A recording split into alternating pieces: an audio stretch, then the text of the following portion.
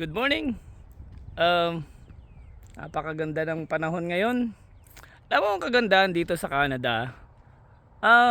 Magbabike ka, no? Tapos bigla na lang makakakita ka ng mga magagandang playground. Ito malambot to, malambot.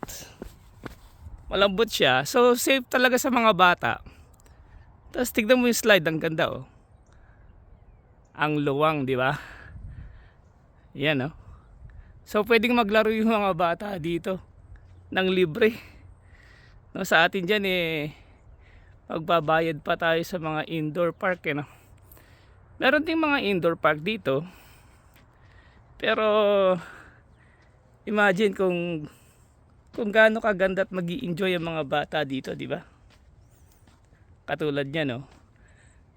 Tapos meron pang lugar doon na pwede kang mag-picnic. Tala mo, minsan kahit na matanda ka na makakakita ka ng mga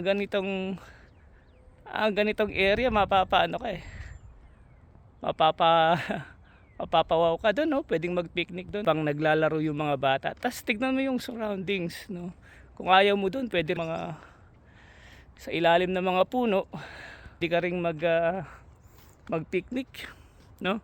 Tapos dito, natin, no? Meron pang mga mga duyan. Pwedeng 4 na bata dito. Ayan oh. Ganda, di ba? Oh. Kahit ako yung bata, dalhin mo dito Mag-i-stay talaga ako dito. Tsaka in fairness, malinis. Yung iba nagkakalat meron namang basurahan, which is nakakalungkot, di ba? Anyway, ayan oh. Tapos meron pa dito na parang tuturuan ka mag-drive. Ito, meron silang drums dito.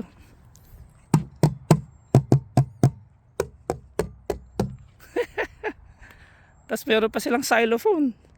Saka ka makakakita. May xylophone pa oh. Ano?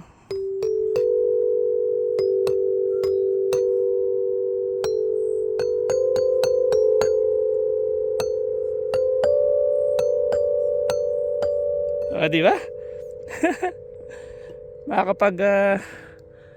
Makapaglaro pa ng music ang mga bata. Anyway, yun lamang po. Na-share ko lang. Napakaganda kasi.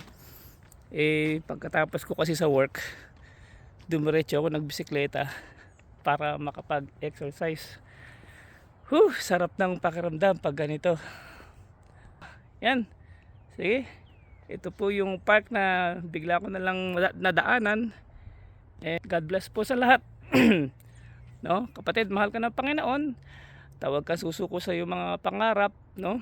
Mag-set ka ng goal, magplano ka at huwag kang titigil sa pagdadasal, no? Magtiwala tayo sa Panginoon. Yun lamang po, ingat po kayo and God bless.